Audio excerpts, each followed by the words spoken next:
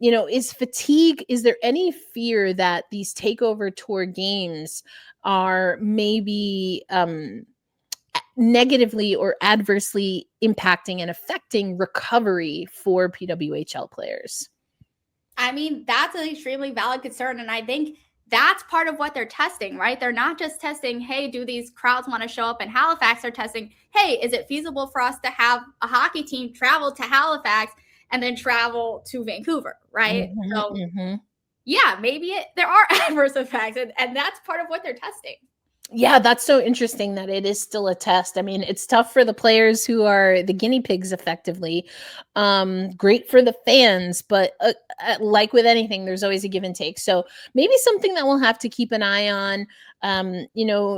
Seattle was a part of that Dallas takeover tour and will take on, if I'm not mistaken, is it New York again in Chicago, or who do they play in Chicago?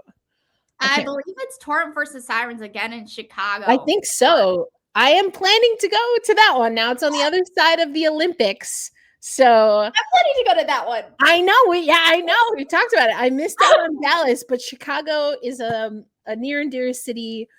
Also not too far from me now that I live in Tulsa. So we'll have to talk about this, and might be something that we talk to Torrent players about, just seeing how they feel about it. Okay. We're going to wrap the show today talking about first what we know about this Seattle Torrent team. We might break this into 2 episodes. Bonus material here for y'all, just because we're going long, but also, it's a holiday. We missed an episode. We had lots to talk about, but I want to talk about what we know through the 2025 portion of the season about the Seattle Torrent team. Are there some trends that we're seeing? Are there troubling trends? Are there good trends? What do we want to see this team take into the 2026 portion of the season? So we're going to talk about that, and then we'll close out this extended episode, or 2-part episode, going over the upcoming schedule and, of course, Ava's super special on the spot power rankings. Which we always have fun with. And then we'll give some resolutions that we have for the Torrent and women's hockey overall. But let's talk about this Torrent team. Before we give them resolutions, let's kind of talk about what we know. If you had to classify or summarize what Seattle Torrent hockey is all about through, what is it, 7 games? 7? Is it 7 or 8? No, 7 games for Seattle. What do we know about the Seattle Torrent through 7 games? Oh, I don't even know. I feel like I know a bunch of individual things, but I don't know about the total. Yeah. Because my thing is, I feel like we've seen individual things working for the Torrent, but this still doesn't feel to me like a team that fully has its identity yet. I think that's fair.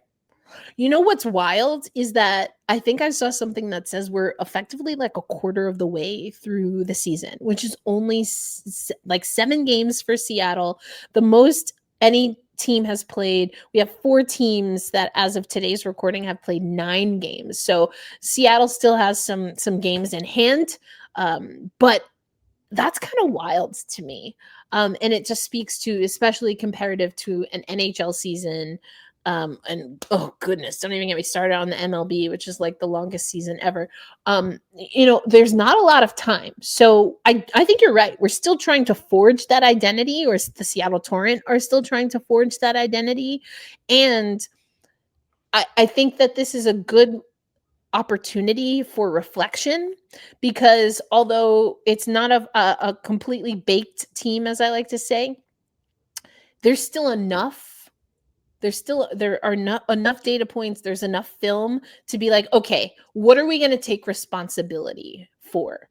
Who do we want to be? Even if we're not there yet, who do we want to be? So on the positive side, I would say that an identity that we're seeing is that goaltending for Seattle is always at least going to give this team a chance to win hockey games.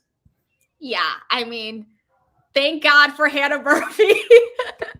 Thank God for Corrine Schroeder, because going into this season, we expected Hannah Murphy to be good, but we didn't know she was going to be amazing and phenomenal like she has been. So that's huge. Yeah, 100%. I think that's huge. And then the other side of that, and we kind of alluded to it with that quote that I read from Alex Carpenter after the Montreal game, is that leaves an area of opportunity for the skaters to support their goaltenders. and I've said it before, I say it on any hockey podcast that I'm on. When I'm talking about being better defensively, yes, sometimes that does mean the blue liners or the defenders themselves. And I always mean that the team, the skating group, has to be better and more aware of what they're doing in all three zones to protect their goaltender. You know, like everyone gets in a little tissy if someone skates in the crease. Well, you should be just as worried about, you know, open ice turnovers or neutral ice turnovers, not being able to exit the zone without turning the puck over, not being able to even enter the offensive zone because you're being stood up at the blue line. Those are all things that teams, I'm talking about hockey overall, need to focus on. And for Seattle, I do sometimes have some concerns about how they manage the puck in transition. And if they do enough to position themselves to win the puck in those 50-50 areas or while the opponent is transitioning. I think that's they have to shore up. That to me is about getting to your spot. That's about wall battles, you know, those wall battles, 50-50 puck battles. We see some players that really take that on as like a badge of honor to be able to be scrappy in those moments. And I want to see everyone on the Torrent just elevate their game in that area, be more aware of and take responsibility for being even more tenacious to try and win the puck back, because we've got some great offensive players here and we need to be able to get the puck back and control the puck, manage that puck possession when we do have it, to then set players up like Hillary Knight, like Alex Carpenter, so that you don't need those last minute, we're throwing the whole kitchen sink at the goaltender in the 11th hour because we have a 5-minute penalty and then we get a win over the Sirens. What did I just went back into the recesses of my mind? But even like what you talked about with the Eldridge goal, like we're seeing a lot of that, those desperation or like, you know, garbage time goals because of some of the things that unfortunately just are not happening with enough consistency. Moving the puck well, passing the puck well, winning the puck back. I want to see more of that. Okay, here's my positive spin on this. So I agree with you that our attention to detail needs to be better. I agree with you that a lot of the goals that are getting scored against us are coming from turnovers, are coming off the rush. I'd be interested to see like the exact statistics about that, but just the vibes I get is that a lot of them are results of our mistakes. So, but that's something that we can clean up. Like that's something that I attribute more to being a new team. Like if this is still happening after game 20, then I'm going to be concerned. And that's fair. Then I'm going to be concerned. But to be able to have these kind of desperation goals at the end of games, that bodes very well to me, because that's how you win playoffs, right? So we're going to need both. That's true. That's true. Yeah, we're going to need both, but I'm just an overly positive person. No, I get you. And I mean, I don't want to say that I'm overly pessimistic. I always just try to leave the option and the window open for, but we can do more. We can do more. We can do more. And I mean, it's a similar conversation that I was having about the Kraken. It's like, I love it, especially comparative to last season, that the Kraken are getting to overtime games. Because that's a point. At least you get that point, whether you win or lose. But then on the other hand, when does the bottom fall out of all of these overtime games and not being able to close things out in regulation? And so it's you know, you have to be able to at least identify both sides so that you tilt in the right way. And that's the only thing. I don't have as much of a concern with that, with the Torrent, to be honest, that as I did with the Kraken. And like I said, 206 Sports Collective will be back on our Kraken game in the new year. So I will give you all of my thoughts that I know you've been waiting on, because I was on a hiatus in December after transitioning, but transitioning all of our hockey coverage to Black Rosie Media. Make sure you follow us. But I do like that, at least through the 2025 portion of the season, that the Torrent as an expansion team are, you know, they are top 4 when it comes to special teams, Penalty kill is 4th overall behind Boston, Montreal, and Vancouver in that order. And then the power play. Power play is a top 3 power play. Now, behind Ottawa, of all people, Ottawa has the best power play percentage. They just need to play better 5-on-5. Anyway, this is not Ottawa Charge podcast. Ottawa, Boston, and then Seattle when it comes to the power play. So again, it's if you can get that done when you have the advantage, how do you make the changes necessary? How do you focus the mindset so that you're also doing that 5-on-5? Because that then does exactly what we want them to do, which is support their goaltending. So I think it's not doom and gloom, not at all. And this is the time of the season, about roughly not quite a full quarter of the way through for Seattle, but this is the time in the season where you got to get real. And it's no judgment, but it's like, hey, let's talk about it. And again, like I said at the top of this segment, let's talk about it so then we get to choose who we are moving forward. Yeah. And honestly, I think I could be going too easy on them because it feels like Torrent just started playing hockey, but in a 30-game season, like you said, we're quartered through. Like, they're going to look back on that Dallas game and be like, maybe we should have gotten a point out of that, right? So yeah, I mean, again, it's not, neither perspective is wrong. You need both of them, and you don't want to get stuck thinking about it just one way. And that's why I think this is a natural break because of the holiday season.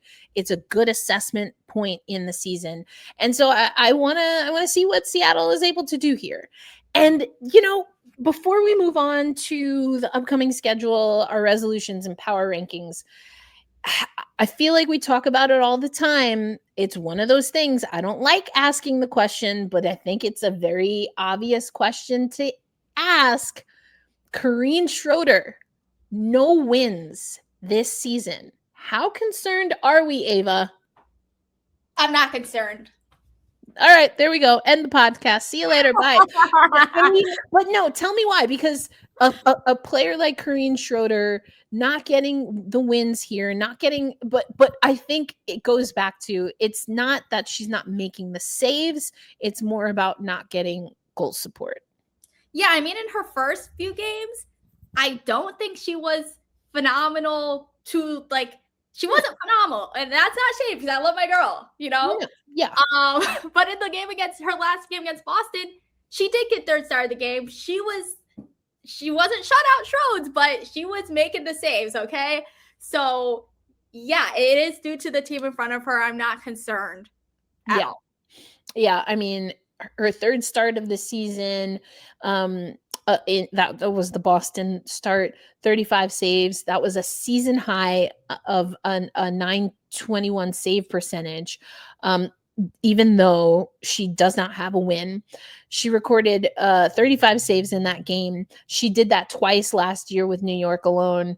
And so, but the numbers that she has to carry that are probably more indicative of the team game, ranks last in goals against average, over 3 goals per game per outing for Corrine Schroeder, and also last in save percentage. Now, again, some of those numbers, when you look at the Torrent getting outshot a lot, and again, giving up multiple goals whilst only scoring 1 or 2, right? Overwhelmingly in their games. The offense is not necessarily churning out. They're not churning out 3 goals a game. That's for sure. It's more like, 1.2 goals per game. I just made that up. I'm sure I could actually look up the number, but my eye test is telling me that the average is more like 1.2 to 2.2 goals per game across 7 games for this team. So I'm with you. I'm not concerned for Schroeder, with the only exception being that goaltending is such a delicate position, because you need your goaltender to be in a good mental space, knowing that they might get blamed for things that are not directly their fault, but they're also going to get credit for things that are not always directly in their power and control. So goaltending is about vibes and feeling good. And of course you feel good when you're getting wins. And Corrine Schroeder doesn't have wins right now. So, and I think we're also seeing that, and it's a great thing as a Seattle Torrent team. But Corrine Schroeder, I think, was the presumptive number one coming in, and that's not happening right now. So, again, I don't think that we should be concerned about Schroeder, and these are things that I'm just keeping an eye on as, again, we're assessing at the quarter point in the season. Because if the Seattle Torrent can't figure out a way to play better in front of Schroeder, and or just make sure that her mental game remains strong and with perspective, this could be a situation where when we need Schroeder to come through, she doesn't. And again, as someone who covered the Seattle Kraken for 4 seasons every day throughout the hockey season, we've gone through this before. Philip Grubauer was supposed to be our number one, and then he got hurt, and then we had Drieger, but then he got hurt, and then Martin Jones had to save season 2 for Philip Grubauer to have a great playoffs in season 2. And then Joey Decord comes in, and we've been here before, and why Seattle hockey teams tend to play really well, or at least better in front of one goaltender than another, I will never understand. It's early returns here, but we're starting to see that trend where the team plays better in front of Murphy than Schroeder. And we just have to acknowledge that that is a trend. It's an early trend, but it is a trend. And are there things that we need to look at when it comes to communication, when it comes to defensive assignments, things of that nature, that we can then start nitpicking at a little bit more to figure out if there is a way that this team can play better in front of Schroeder. And that does not mean that we can't be critical of Corrine Schroeder as well. Like you said, we haven't seen shutout Schroeds yet. I do think it's been enough to win games for sure. Maybe not perfect, definitely not perfect, but enough to win games. So I agree with you. I'm not concerned, but I'm aware. I'm keeping eyes on what's happening, Seattle. Figure it out. But the Seattle, I almost said Kraken, the Seattle Torrent, as of the time we're speaking, there was a game earlier today on Wednesday. And so they are now, they're in that a top 5 spot here when it comes to the standings overall. Or excuse me, now 6. Excuse me, they dropped to 6. But you've got Boston, Minnesota, Toronto, New York, Montreal, Seattle, Vancouver, and Ottawa, which is wild to see Montreal in that 5 spot. How quickly things have changed. And again, there's still a decent amount of hockey to be played. Not everyone is at the even schedule at this point in the season. But I think that goes to show you that we're at a point now, everyone's pretty much jumbled, and getting points is critical. And that's how Montreal stayed at the top of the table last season. Rachel and I talked about this a lot last year, Ava. Montreal was able to keep games close enough that even if they went to overtime, they were getting a point, but then they were able to execute in overtime. So Seattle's got some work to do. They're not getting overtime games. They don't have a lot of those. And again, they're giving up multiple goals without scoring multiple goals. And that has to change quickly. Even if we just see it tilt so that they're playing closer games, I would prefer they win them, of course. But even just seeing them close that gap, I think, is huge. So I'm going to put that out there as a resolution for the Seattle Torrent. Just close the gap. Keep the gap tight, especially if you're playing from behind. If you want to bust it wide open when you're winning, that's fine. But if you find yourself trailing, you got to stay in it. Keep it a 1-2 goal game more often than not as we go into 2026. Agreed. My resolution for women's hockey is regarding all of these head injuries, because I don't know, it's just top of mind for me. First with Jenna Buglioni, and then obviously with Aneta Terlova and Sarah Fillier. And with the Olympics coming up, I'm just so wary of the head injuries.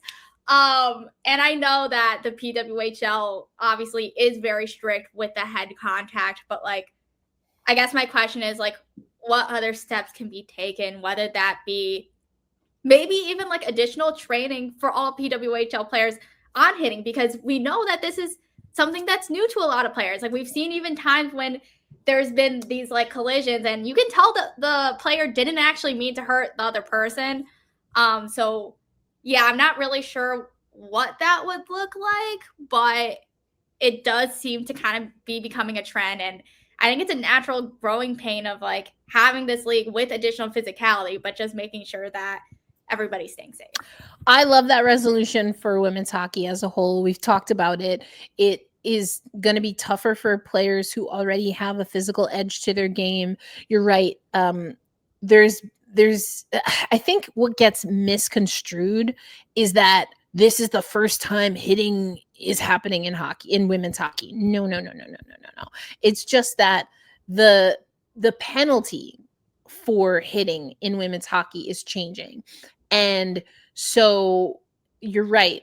The responsibility on what a clean hit is, how to make contact in a way that is going to be effective for you and your team, but also isn't going to be reckless, has to be a part of the conversation. And, I think it's worthwhile to mention that Aneta Terelova did want to make contact. She absolutely wanted to make contact because of something that happened, as you said, to someone on the Torrent team. And so that is not that's what happens in sports. Something happens to your teammate, you want to make the other team feel it. And there are ways to do that. I like to call it gamesmanship. There's the gamesmanship of how do you agitate or send a message to the other team without sending someone to the ice head first or making contact head first. I think you're right. And what that looks like, I don't know. I know that it is something that is not just a women's hockey or PWHL problem. We have seen that there is more emphasis and more enforcement on the side of officials to get high hits, shoulders above the shoulders, out of hockey, especially when the player that is absorbing the majority of the contact is in a vulnerable position. That's when they're close to the wall or in the corner, or when you're open ice and again they're not looking, it's a blind hit, all of those things. So, but some of that, Ava, unfortunately, you can only have those conversations after the hit, right? Unless you were proactive, like you were saying. So I don't know. It's a worthwhile conversation. It's a conversation I'm sure we'll continue to have, a debate we'll continue to have. But I agree with you there.